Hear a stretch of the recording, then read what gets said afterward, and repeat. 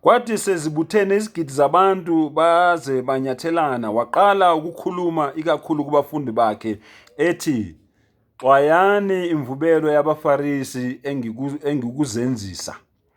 Akukho okusitshekelweyo okungayi kwambulwa nokufihliweyo okungayi kwaziwa. Ngakho-ke konke enikukhuluma ebumnyameni kuyakuzwiwa ekukhanyeni, nalokhu enikukhuluma endlebeni emakamelweni kuyakumenyezelwa phezu kwezindlu.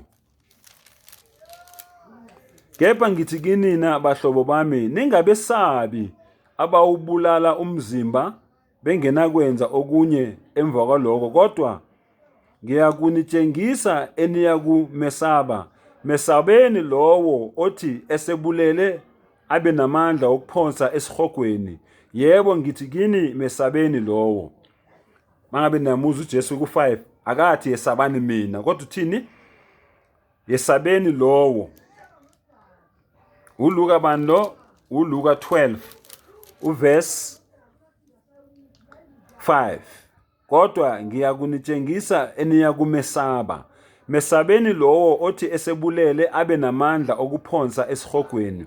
Yebo, ngithi mesabeni lowo. Akuthengwa yini imizwilili eyisihlanu ngezindibilishi ezimbili na? Akukhohlakele namunye kuyo emehlweni kaNkulunkulu. Kodwa nezinwele zekhanda lenu zibaliwe zonke. Maningesabi, nidlula imizwilili eminingi. Futhi ngithi kini, yilowo nalowo oyakungivuma phambi kwabantu, neNdodana yoMuntu iyakumvuma yena phambi kwezingelosi zikaNkulunkulu. Lowo ongiphika phambi kwabantu uyakuphikwa phambi kwezingelosi zikaNkulunkulu. Nalowo okhuluma izwi elibi ngeNdodana yoMuntu uyakuthethelelwa, kepha ohlambalaza uMoya oNgcwele kayikuthethelelwa. Amuza uJesu uthini la? Ungamthuka yena ukhulume ngayo yonke into ofuna ukukhuluma ngayo ngoJesu, kodwa waqala wathuka uMoya oNgcwele okuwuNkulunkulu senkingeni. Ungaliphathi ngeze igama likaJehova uNkulunkulu wakho, akaye kukuyeka uyokubeka icala. Amazwi kaMosi layo. Siyaqhubeka.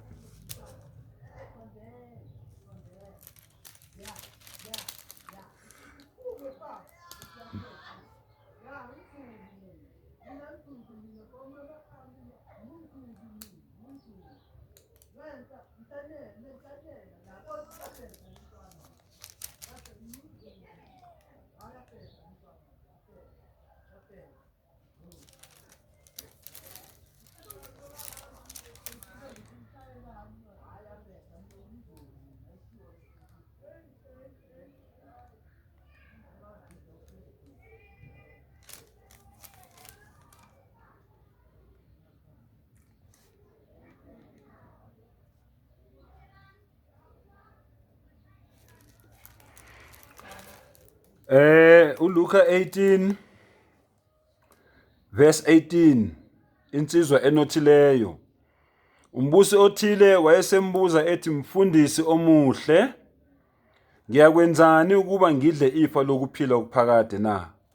19. Kepha uJesu waphendula wathi kuye, "Ungibizelani ngokuthi ngimuhle?"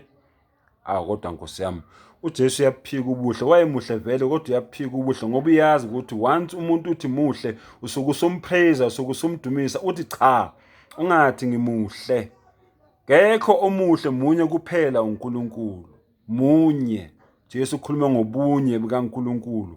Buphi ubuthathu bukaNkulunkulu emazwini kaJesu? Lokhu siqalile, uJesu lokhu emile ngobunye bukaNkulunkulu, lokhu emile ngobunye bukaNkulunkulu. 20. Uyayazi imiyalo ukuthi ungaphingi, ungabulali, ungebi, ungafakazi amanga. Yazisa uyihlo nonyoko. Kepha wathi, konke lokho ngikugcinile kwasebusheni bami. uJesu ekuzwe lokho wathi kuye, usasalelwe into inye, thengisa ngakho konke onakho, wabele abampofu. Uzakuba negugu ezulwini uze ungilandele. Kuthe kuzwa lokho wadabuka impela ngokuba wayenothile kakhulu. uJesu embona wathi kulukhuni kangakanani kwaba nomnotho ukungena embusweni kaNkulunkulu. Kulula ukuba ikamela lingene ngentunja yosungulo kunokuba anothileyo angene embusweni kaNkulunkulu.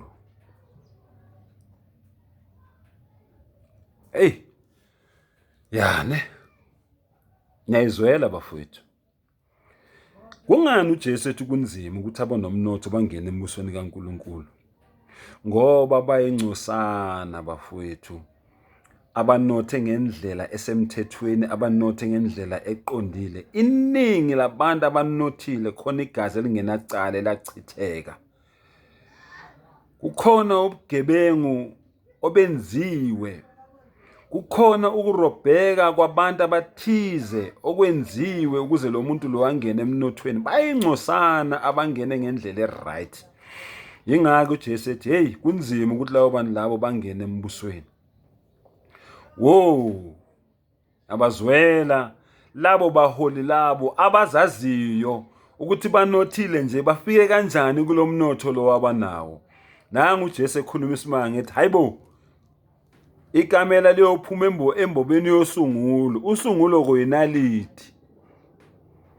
Angazi ukuthi ikamela liyophuma nini embobeni yosungulo. uJesu njalo loyo ngomlomo wakhe.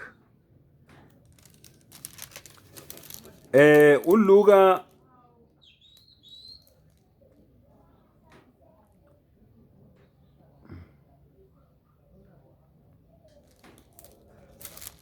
sesidlulile kule.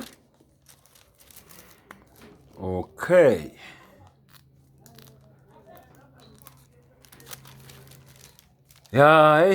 Idiski lami liyagcwala. Sizodlulela ke kwi-video elandelayo. Saqhubeka njalo nezinkulumo kaJesu, asikaqedi ngoba manje ngiyabona ukuthi idiski lami liyagcwala lana. Sizosuke bese yangixaka manje le ndaba le. Ngoba mina ngafuna ukuxakeka, ngisafuna siqhubeke, sisaqhubeka. Ake ngiqhubeke ngingene kudiski ke elandelayo. Nginithanda nonke ke emakhaya. Ngiyathemba kwabaningi ke manje ukukhanya ubumnyama inkungu yasuka emehlweni. Abantu bayabona ukuthi ngempela kudlaliwe ngabo. Njengoba ngisaqhubeka kanje kodwa ngizokunika inamba zami ngoba ngiyathanda ukuthi ungithinte.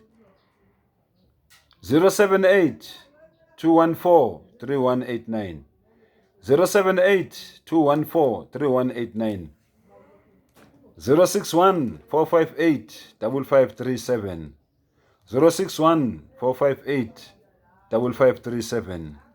Sigeqa Magula, nina bakaMthaniya, Ismail, Hlakanipho, Sandanezwe, Umzwandile wakwambatha, uSontshikase, Umthenga ngenkomo ofozana bithenga amahlahla, uGumbu lamagwala, usethi Khumu. Sibonane kwidisk elandelayo. Wa akhiru da'wana anilhamdulillahi rabbil alamin. Nkulumo yami yokugcina sengivala ngithi udumo lonke lumfanele yena umveli nqangi okuwuye umondlo wemihlaba yonke. Sibonane kwidisk elandelayo.